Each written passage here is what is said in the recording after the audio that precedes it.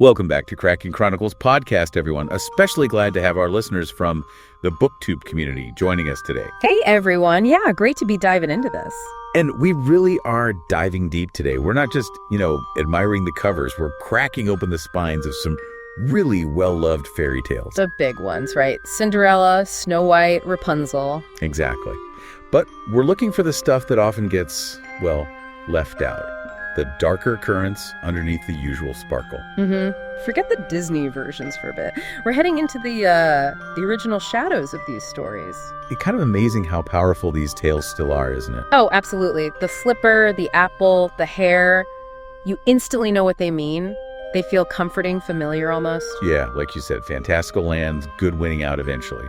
And for a lot of us, they were probably our first, moral compasses. For sure. Early ideas of right and wrong. But were those the only messages? That's what I'm wondering. If we peel back the layers, the fancy dresses and happy endings, what else is there? What were the original audiences really picking up on? The anxieties, maybe. The social realities of their time. Let's start digging into that. Maybe it was Cinderella, or I guess the Grimm version, Aschenputtel. Right, Aschenputtel. Even the name, Asha Girl, it immediately tells you something different is going on. Totally different from the princess vibe. Right. This is someone facing some pretty harsh abuse from her stepfamily. And it's not just nastiness, is it? It feels really systematic, like forcing her to sleep in the cinders. And stopping her from bathing. It's like they're trying to literally erase her, make her less than human, strip away her whole identity. Yeah, deliberate degradation. And meanwhile, she's stuck doing all the horrible chores while the stepsisters get everything. Total forced servitude. It really highlights the power imbalance in that household. It makes you wonder, were these stories sort of exaggerating things to make a point, like a warning? That's a really good question. And the magic source is different too, isn't it? Right. No bubbly fairy godmother just showing up. No, it's Cinderella herself, tending that hazel twig on her mother's grave with her tears. And the white bird granting wishes from the tree. The magic comes directly from her grief, her devotion. It feels much more earned somehow, rooted in her suffering and resilience, a different kind of power. It really is. And it's not just one ball either, it's 3 nights. Which gives her more chances, but also means she has to be pretty smart about escaping. Yeah, hiding in a pigeon coop. Yeah. And then a pear tree. She's actively getting away, it's not just luck. Exactly. There's more agency there than we sometimes remember, but then we get to the slipper part. And the ending for the stepsisters. Oh boy. Yeah, visceral is definitely the word. Cutting off parts of their own feet to try and make the slipper fit. It's just brutal. Yeah. So desperate. And then the birds at the wedding. Pecking out their eyes as punishment for their cruelty and vanity. It's intense. It's certainly not a gentle happily ever after for them. So what does all that harshness, that kind of justice tell us? Well, putting it together, grief seems central, but also resilience.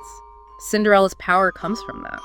And the story doesn't pull punches about female suffering or about the consequences of vanity. No, it doesn't. And nature, the birds, acts like this force of almost divine justice.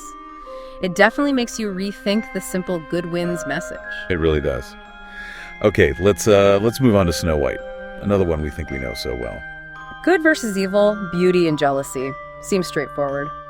But again, when you dig in, there's a darkness that's more than just a standard wicked queen. Absolutely. The stepmother's jealousy, it's not just vanity, it's utterly destructive. Her obsession with being the fairest poisons everything. Literally and metaphorically, right, with the apple, but also just her whole attitude. Exactly. Her envy just radiates outwards. And Snow White herself. Yeah. She seems almost too trusting sometimes, doesn't she? Like with the gifts from the disguised queen. The tight laces, the poisoned comb, she just accepts them. Yeah, it raises questions about maybe unconscious consent, or just vulnerability, not recognizing danger, lack of agency. Could be societal pressure too, perhaps. Not wanting to refuse a gift, even from a stranger. And look how the attempts escalate. Right, first the laces, then the comb, and finally the apple. Each one is worse, more direct. And that detail about the huntsman being ordered to bring back her lungs and liver. Ugh, it's so grim. And the queen eating the boar's organs, thinking they belong to Snow White. It's this grotesque, almost cannibalistic image. Like she wants to literally consume and destroy her rival's very being. What a horrifying metaphor for that kind of destructive envy. It really is. And then there's that strange period in the glass coffin. She's not dead, but not really alive either, just preserved. Yeah, suspended animation. And the queen's ending, again, not subtle. Yep. Forced to dance in red-hot iron shoes till she drops dead. That Old Testament-style justice again. So all this violence against Snow White, against the queen, what anxieties does that point to? Female rivalry? Beauty standards? Maybe feels about female power and how envy could corrupt it. The story really pushes that contrast between innocence and, well, total corruption. Yeah, the gruesome details certainly hammer that home. Okay, third one, Rapunzel. The tower. The hair. Iconic. But again, often the romance overshadows the core themes, which are pretty unsettling. Yeah, captivity. Control. Definitely. Think about it, locked away in a tower from age 12. Total isolation. No door. Her only contact is Dame Gothel. And Gothel isn't just a guardian, she essentially acquired Rapunzel, right? That bargain over the plants. So there's coercion baked in from the start. It's a power imbalance. Absolutely. And Rapunzel has zero autonomy, her freedom's gone, and even her hair becomes the tool of her own imprisonment. Gothel literally uses it to control access to her. Exactly. And when Rapunzel does start to connect with the outside world through the prince. Which seems like a pretty natural thing to happen. Right. But it leads straight to punishment. And it's often her own innocent remark that gives her away. Like mentioning her dress getting tight, or that Gothel feels heavier climbing up, just slips out. And the consequences are immediate and brutal. Gothel cuts off the hair. The very symbol of her connection and captivity. Snip, gone, and then banishes her to the wilderness. Pregnant, alone. It's such a harsh image. Complete isolation again, losing everything she knew. And the prince doesn't get off easy either. Blinded by thorns after falling. Wandering miserable for years, it's not a quick rescue. No, there's real suffering on both sides before they find each other again, and his sight's restored by her tears. It feels like a really hard-won reunion. So looking at Rapunzel, that theme of female imprisonment, maybe as a metaphor for lost agency, seems really strong. Undeniable, and maybe a reflection of societal fears around female awakening, female sexuality. Punished for it. Plus that twisted mother figure as captor dynamic. Really disturbing. So, were these stories meant as warnings to young women, maybe, about dangers out there? It seems possible, doesn't it? When you look at all three, Cinderella, Snow White, Rapunzel, and focus on these darker parts. You see these patterns, yeah. Abuse, control, jealousy, fighting for your identity. These weren't just light fantasies. Definitely not. The originals, the ones that are often, way harsher than the versions we tell kids now. They give us this window into the past. A pretty unsettling window into their fears, their social rules, maybe. Exactly. Which brings us back to that question. Were they intended as warnings, cautionary tales? Or did they end up, maybe unintentionally, just reinforcing the way things were, keeping people in their place? That's really the big question for you, our listeners, especially in the booktube world, to chew on. When you go back to these oh-so-familiar stories, look again. Yeah, look closer. Our deep dive today has really only opened the door a crack. What other hidden truths, what other shadows might still be waiting in the pages of the fairy tales we thought we knew? You know, hidden messages, the history behind them, how we see them now. But the fascinating part is, this darkness wasn't just random, right? It meant something back then. Exactly. You have to connect it to the time. Many of these tales came out of medieval Europe. Okay. And they absolutely soak up the societal norms of that era. We're talking very rigid gender roles, strong patriarchal control, clear class divides. It's all in there. So, wait, they weren't just stories to, entertain kids? Sometimes, maybe, but often, no. They were more like behavioral tools, warnings, even. Warnings? About what? About stepping out of line. They were often aimed at enforcing obedience, especially for young women, protecting virtue, keeping the social order intact. Ah, so like cautionary tales. Do this or else. Precisely.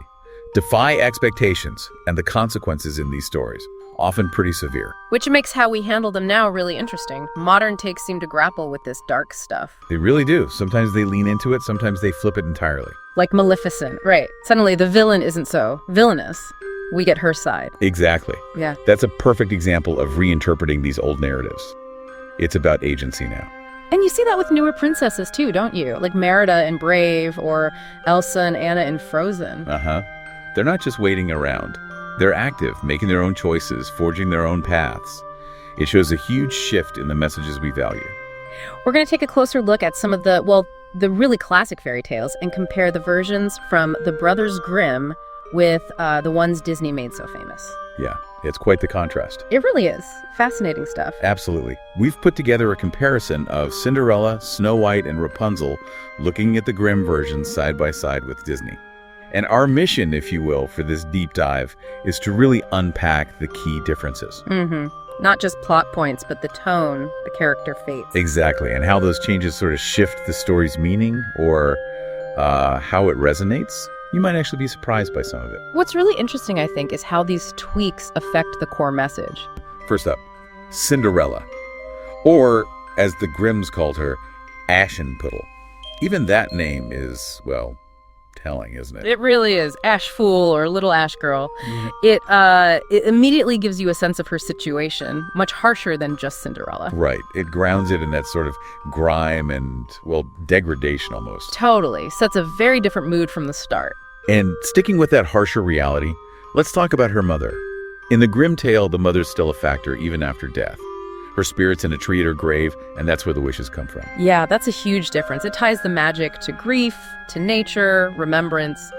It's quite powerful, really. Very different from Disney, where, the mother's mentioned, but she's not really an active force in the plot. No, she's more of a tragic backstory detail. Grimm weaves her directly into the magical help Cinderella receives.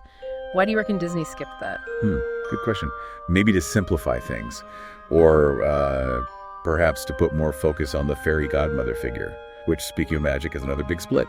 Right. Grimm has the wishing tree, the birds. It feels very organic, almost elemental. Yeah, like nature itself is responding to her. Exactly, the birds helping out. It feels symbolic. But Disney gives us the fairy godmother. Yep, classic benevolent magic user. Bibbidi-bobbidi-boo. Much more, I guess, straightforward fairy tale magic. Definitely more conventional for that kind of story. Okay, now for the part I know our Cracking Chronicles listeners will be keen on, stepsisters ending. Grimm doesn't pull any punches here. Not at all. They literally mutilate their own feet, cutting off bits to fit the slipper. Yeah, toe from one, a heel from the other. And it doesn't even work. The blood gives them away. And then, as if that weren't enough, at the wedding, birds come down and peck their eyes out. Yikes.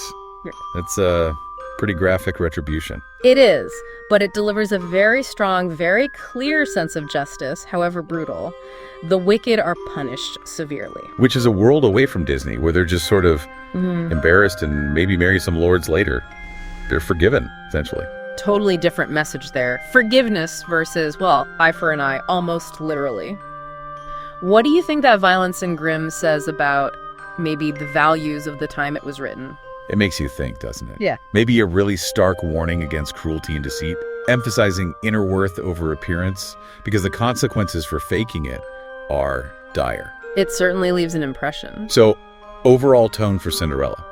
Grimm is darker, eerie, definitely focused on justice and retribution. While Disney's is all light, hope, and whimsical optimism. Big difference. Okay, let's turn the page to Snow White. Again, some really striking contrasts here. Let's start with the queen, her villainy. Oh, yeah. In Grimm, she's relentless. It's not just the apple. No. 3 distinct murder attempts. First, she tries to lace Snow White up too tightly in a bodice. Suffocation attempt number 1 fails. Then she comes back with a poisoned comb. Attempt 2 also fails. And then the famous poisoned apple. But even before all that, there's that incredibly disturbing detail. The cannibalism. She wants the huntsman to bring back Snow White's lungs and liver so she can eat them. Ugh, it's properly chilling. Yeah. That takes the envy to a whole other level. It really does. It makes her seem utterly monstrous. Disney, of course, just sticks to the poisoned apple plot. Yeah, much cleaner, less viscerally horrifying for a family audience, I suppose. Definitely streamlines the evil. And what about the dwarfs? Their roles are quite different, too. Right. In Grimm, they're miners, workers in the mountains. They give her shelter, but they also repeatedly warn her, don't let anyone in. They feel more like practical protectors, grounded in that mountain setting. They offer sensible advice based on the dangers. Whereas the Disney dwarfs, Yeah. well, they're iconic, but mostly for the singing and the comic relief, right? Hi-ho. Exactly. They add charm and humor, lightening the mood considerably compared to the Grimm version's more serious protectors. And Snow White waking up, that's another big diversion. Yeah, no. Love's first kiss in Grimm. No. It's completely random, almost mundane. The prince's servants are carrying her coffin. One of them stumbles. And the jolt just dislodges the piece of poisoned apple from her throat. She coughs it up and wakes up. So it's pure chance, not romance. It feels much more accidental, yeah. Less like destiny, more like, well, luck. Yeah. What does adding the true love's kiss element do for the Disney version, do you think? Oh, it massively ramps up the romance, obviously. It becomes the central solution, the power of love conquering death. Very classic Disney. Ties everything together neatly in that romantic bow. And the queen's punishment in Grimm's Snow White. Again, not subtle. Nope. No quick fall off a cliff like in the movie. Definitely not. She's forced to put on iron shoes that have been heated red hot in a fire. And then dance in them until she drops dead. Brutal. But, symbolically fitting, perhaps, for her burning envy. A very Grimm-style consequence. Horrific, but tailored to the crime. So, summing up Snow White. Grimm is dark, deals with repeated murder attempts, envy, that cannibalism element, harsh justice. And Disney gives us the lighter, musical, much more romantic take, softening the villainy and the ending. Right. Okay, final one for this deep dive.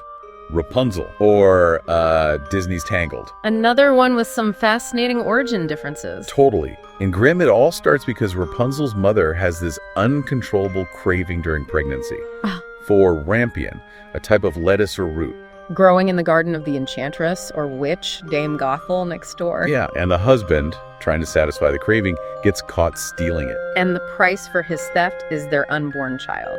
It's a bargain made out of desperation. So it stems from the parents' actions, their transgression. Mm-hmm. Cause and effect.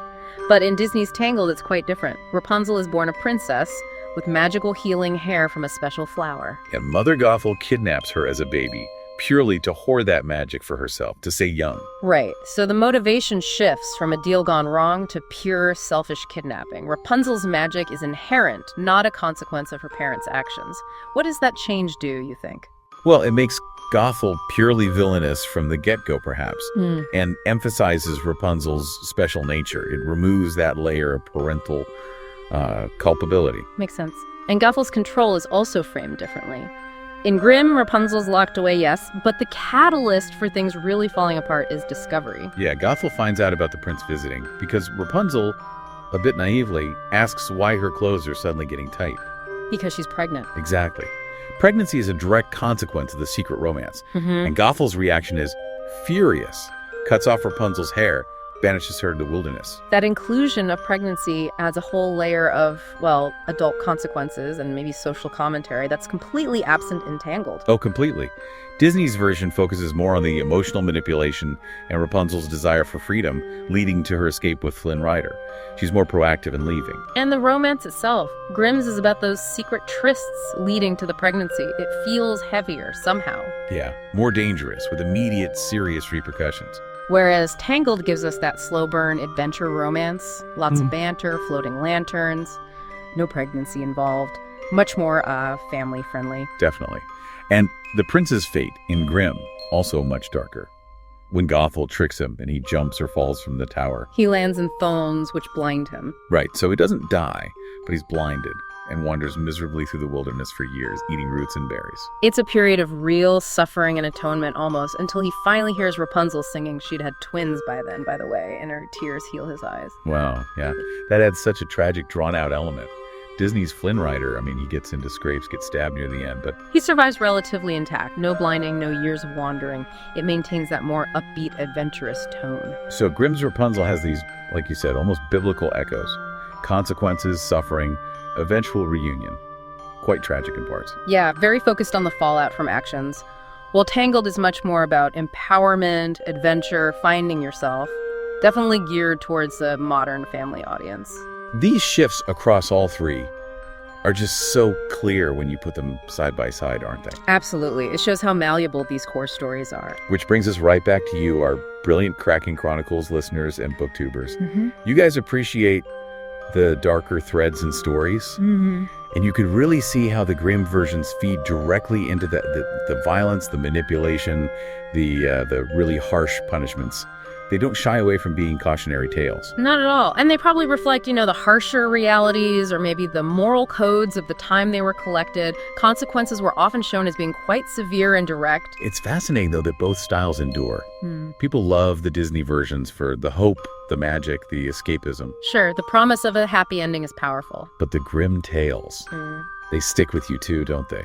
Maybe because they explore that shadow side of human nature, the envy, the cruelty, the potential for darkness alongside the good. They definitely tap into something different, maybe more complex, more challenging. One offers comfort, perhaps, the other confronts us a bit more. Both seem to have value. So wrapping up this deep dive, we've seen this huge spectrum, haven't we? From the often grim, pun intended, justice and darkness in the Brothers Grimm, All the way to the bright, optimistic, often musical world of Disney's adaptations. it really shows how these tales change and get reshaped by different storytellers for different times and audiences. They're living stories in a way, constantly being reinterpreted. And now we really want to hear from you, the BookTube community. Which versions hit home for you? Are you drawn more to the raw, unfiltered Grimm originals? Or do you prefer the magic and romance of the Disney takes? And why? Yeah, we'd love to know your thoughts. Head over to the Kraken Chronicles platform, leave your comments, let's get a discussion going. Definitely. Go back to your favorite fairy tale.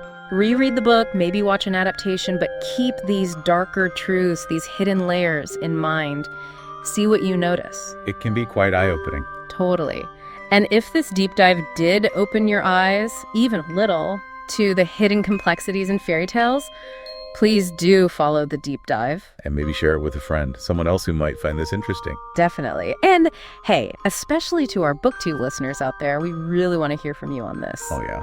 What's a favorite fairy tale that looks different to you now? Drop a comment, send us an email, tell us the story and the darker meaning you've maybe uncovered. We'd love to see what you come up with. Sounds fascinating. And if you enjoy exploring these kind of hidden depths, Then you should definitely join us next time. we'll be diving into romance novels and your mental health. The surprising truth. Ooh, that sounds like another one that might challenge some assumptions. It promises to be quite revealing. See you then.